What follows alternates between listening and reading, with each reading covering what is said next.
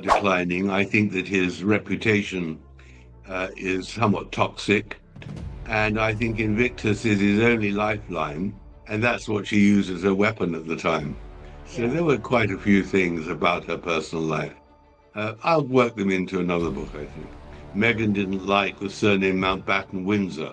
If you remember, in her first uh, lifestyle series with Meghan with them forever, she says to Carling that her surname isn't Markle but Sussex. Mm-hmm. And she was desperate to get it. She said we never had a proper surname. Of course they did.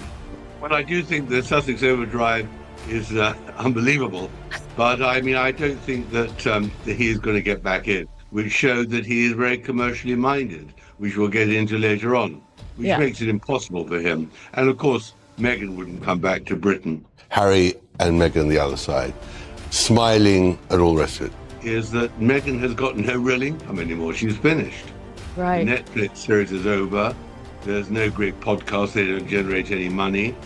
And I don't see where she is going from here. I think she has a major problem.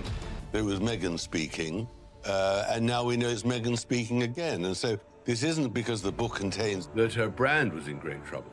American Riviera Orchard, that she had allegedly nicked the idea. She wanted wealth and she wanted fame.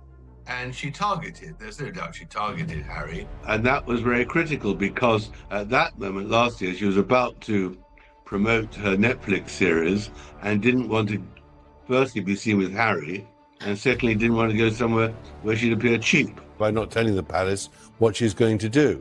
And I think the most interesting story is the Reitman story. Reitman's is like a Marks and Spencer's in Canada. In Revenge, you talk about how Meghan's lack of knowledge about British history meant she could not understand that Diana had won the public's affection. She was warned before she married what the nature of being Harry's wife and part of the royal family would be, and the nature of how she ignored all that advice for two reasons. One is she really did believe she could do what she wanted. And secondly, I don't believe she ever intended to stay.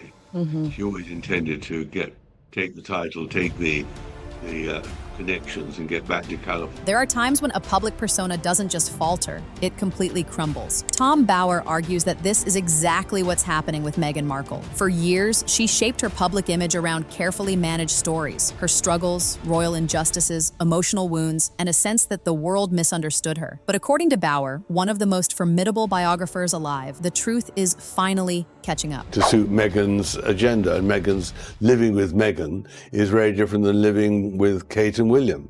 Meghan has a completely different attitude, and I think California has a different attitude. So I think we're now seeing a different Harry, and to his misfortune, it's not a Harry that appeals to the same sort of people in the same numbers as previously. Bauer's new findings don't just point out contradictions, they reveal a deliberate approach. Meghan, he says, has been strategically rewriting the past, using sympathy as a weapon, and twisting facts to suit the story she wants to tell. The evidence he presents is unflinching. He claims Meghan didn't merely blur the lines of truth, she reconstructed them. She profited off royal connections, exaggerated her childhood hardships, adjusted timelines, left out people who helped her, and consistently played the victim whenever her choices backfired. What Meghan never really understood, probably not even now, is that when she was cheered as a working royal, it wasn't because she was Meghan Markle, it was because she represented British royalty. Now the public isn't buying the act anymore. Bauer calls this the moment when it all starts to collapse. The brand, the story, the fantasy. Because once the mask slips, it can't go back on. He says the lies are falling apart and the proof is spilling into the open. Today, we'll walk through exactly what he uncovered. I think there was that, but I've got to tell you, my research for my new book, the number of times she was warned before she married what the nature of being Harry's wife and part of the royal family would be, and the nature of how she ignored all that advice for two reasons. One is she really did believe she could do what she wanted. Tom Bauer isn't just another commentator offering opinions from the sidelines. He's someone the powerful genuinely fear. Over decades, he's earned a reputation for digging where others won't, speaking to those who were silenced, and exposing elite hypocrisy. His books on prime ministers, billionaires, and royals have dismantled PR machines. And here's a crucial point. Meghan and Harry never sued him. Not once. That's notable for a couple who threatens lawsuits over headlines, jokes, tweets, and satire. Why did they avoid Bauer? Because he documents everything. everything, talks to people they hope the world forgot, and keeps the proof. It was very commercial. She doesn't want to be poor. And then having got all that, she then saw how she needed a consort, a husband who's going to take her to the next stage. And she was on a manhunt, there's no doubt. I mean, there's nothing wrong with being on a manhunt. There are women hunts too, but I mean, she was determined. Most importantly, he can back up every claim. Bauer isn't driven by emotion about Meghan. He doesn't exaggerate to shock. His strength lies in being precise, factual, and relentless. When he calls something false, he proves it with documents, witnesses, timelines, contradictions, and insiders who saw everything firsthand. This is why his revelations hit harder than anything Meghan's critics have said before. They aren't insults or speculation. They are confirmation. She's desperate to be seen. Yeah. And that's why she turned up. So I think she has a major problem, financially and professionally. And I think that Harry has a problem. Bauer says the downfall began when Meghan tried to monetize the Queen's nickname. He calls this one of the lowest acts by Meghan and Harry. Public reaction made it clear why. It wasn't just disrespectful, it was deliberate. Bauer explains that the couple had already purchased the Let domain before informing the Queen about their daughter's birth. The nickname Liliette wasn't a casual term. It was sacred, tied to the Queen's childhood and private family circle. Yet the Sussexes turned it into a branding move. When Harry claimed he had sought permission, the palace quietly corrected the record with the BBC. To create her own brand and image in the whole Netflix series, of lifestyle series. She was told she had to give up being the Wicked Witch in terms of the royal family. She should put that all behind her and not mention them because people want to see her, not all the time complaining. She couldn't resist because in the end, one of Meghan's many deficiencies is she has nothing to say. There's no originality. He hadn't asked, he had announced it. The Queen was furious, and for the palace to publicly contradict Harry, a rare move, showed the evidence was undeniable. Even when Harry threatened legal action to force a retraction, the palace refused. They told the BBC, "Do not apologize, what we said is true." This wasn't a mix-up, it was a deliberate exposure of how Meghan and Harry viewed the monarchy as a marketing tool. According to Bauer, this single decision marked the start of their credibility collapse. And if there's one example that shows Meghan's pattern of rewriting reality, it's her treatment of her own father. Meghan always has to fight for a place. She has to fight for the spotlight. She has to fight to be seen, and being seen is critical to her. And you know, she can't. If there's another shooting, she can't fly there as she did. Not because it was emotionally painful, but because her story didn't match the facts. Bauer reveals Meghan painted her childhood as lonely and difficult. Cheap meals, salad bars, being a latchkey kid, emotional absence. It sounded heartbreaking and cinematic, but it wasn't true. Thomas Markle paid for elite private schools, ballet and photography lessons, designer clothes, and a lifestyle far above most American families. He drove her to auditions, paid for her car, university, and supported every ambition she pursued. In California, I can actually sue to see them, but I don't want to do that. And the other thing is, I've done nothing wrong. There's nothing that points to me says I'm a bad guy. As a matter of fact, I'm a really loving father, and she knows that. And there's no excuse for her to treat me this way.